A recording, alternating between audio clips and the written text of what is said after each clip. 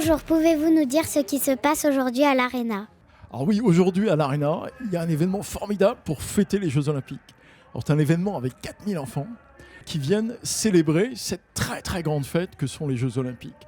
Alors très grande fête parce que ça n'arrive qu'une fois en 100 ans à Paris, très grande fête parce que c'est l'occasion de rencontrer plein de sportifs, c'est l'occasion de découvrir les Jeux Olympiques et Paralympiques, c'est l'occasion d'avoir un avant-goût de ce qui va se passer cet été à Paris. Pourquoi avez-vous choisi de pratiquer ce sport à haut niveau ? Je l'ai fait un peu par hasard. Je connaissais pas du tout le monde du parasport. Et on m'avait parlé un peu du hand. Non mais attends, mais c'est du hand, mais genre... On m'avait un peu parlé du hand. d'un certain sport, mais tu peux changer le ton aussi maintenant. Mais on m'a parlé du hand. Non mais on m'a parlé du hand en fauteuil. Et sauf que moi, j'avais besoin de me dépenser, de courir ou trouver quelque chose pour que je puisse marcher et courir. Donc j'ai découvert l'athlé.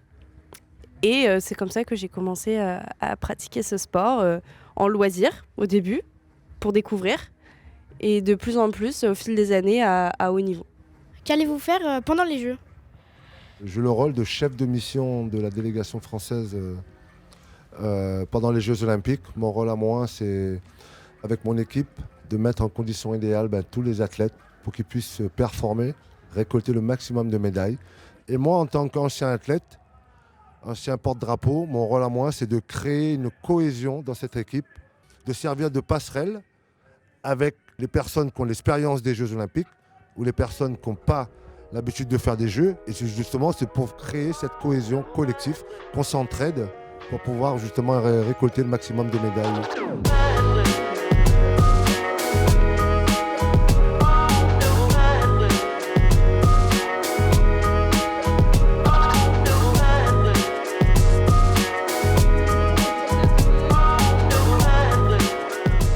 Quels produits fabriquez-vous chez Danone ?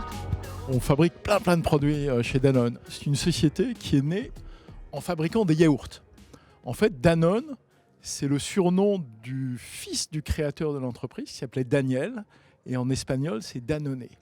Donc on fabrique plein de produits, mais c'est uniquement de la nourriture, et c'est uniquement de la nourriture qui contribue à la santé. Comment vous préparez-vous pour les Jeux Paralympiques de Paris 2024 ? Je travaille beaucoup d'entraînement. Beaucoup de choses ont changé, comme beaucoup de préparation mentale, par exemple, pour être performant. La nutrition a changé. Pour être performant aussi, il faut bien manger.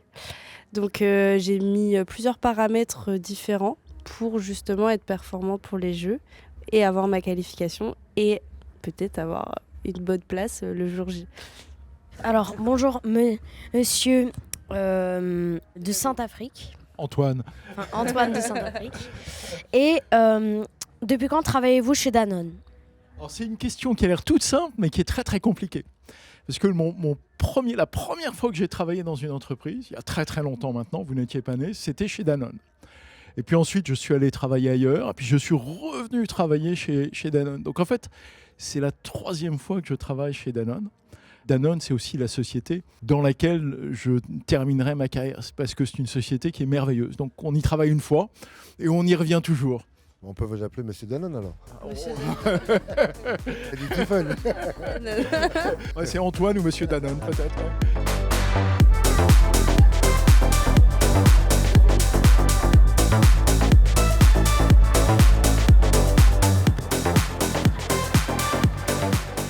Quel est le meilleur souvenir de votre carrière ? C'était en 2001. Il y avait le championnat du monde en France et on était champion du monde en France. Et c'est pour ça aujourd'hui, mon message à travers les athlètes comme Tiffen, olympiques, paralympiques, c'est que ce qu'on va vivre à la maison, c'est quelque chose de unique. Comme M. Danone l'a dit, il y a 100 ans en arrière, le dernier Jeux olympiques. Ce qu'on va vivre là, ça va être quelque chose de magique. Devant son public, devant sa famille, devant ses spectateurs, il n'y a pas meilleur endroit de pouvoir aller chercher la plus haute marche. Et en fait, c'est pour ça en 2001, quand on était champion du monde, quand on reçoit la médaille, on chante la Marseillaise, il y a tout le public qui chante la Marseillaise, et ça donne des frissons. Quel est le point commun entre un athlète et un directeur d'entreprise ? comme vous. Alors, il y a pas mal de points communs, en fait. Le premier point commun, c'est que être chef d'entreprise, en fait, c'est pratiquer un sport d'équipe. On ne gagne qu'avec son équipe. Et je pense que c'est très, très commun avec les athlètes qui pratiquent des sports d'équipe. La deuxième chose, c'est que être un chef d'entreprise, c'est extrêmement exigeant en matière de discipline. En matière de discipline de vie, parce qu'on travaille beaucoup, on se lève tôt, on se couche tard. C'est physiquement exigeant parce qu'on voyage énormément.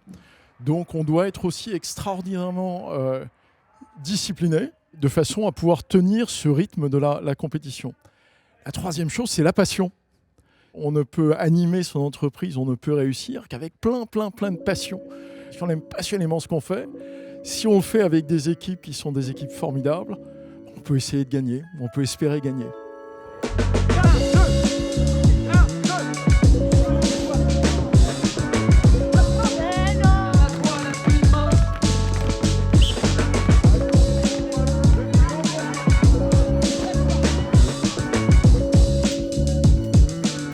Tiffen, est-ce que vous pouvez nous montrer votre jambe? C'est une prothèse pour marcher, j'utilise au quotidien, mais aussi pour la muscu. Ça, c'est ma prothèse pour faire de l'athlétisme et je l'utilise pour sauter, pour faire du saut en longueur. Mais où est-ce qu'elle est en fait, votre jambe du coup?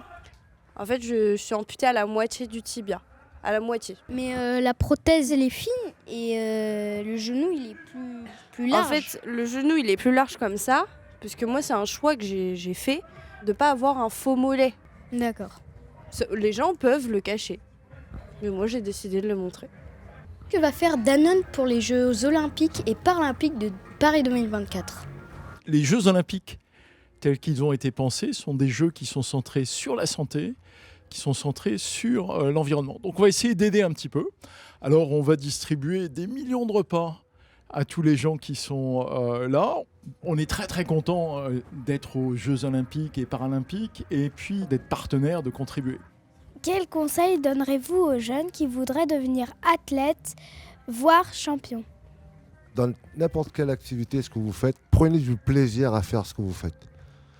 Parce qu'en prenant du plaisir, c'est là qu'on arrive à performer, à grandir. Et pour réussir, c'est de croire en soi, de dire moi aussi, j'ai l'opportunité de réussir. Et plus vous allez mettre le travail, plus vous allez mettre l'envie, plus vous allez passer à l'action, plus vous allez réussir à vous réaliser. Et comme je dis, les étoiles brillent pour tout le monde. Alors vous êtes des étoiles, alors frottez votre étoile, vous brillez aussi fort que tous les autres étoiles.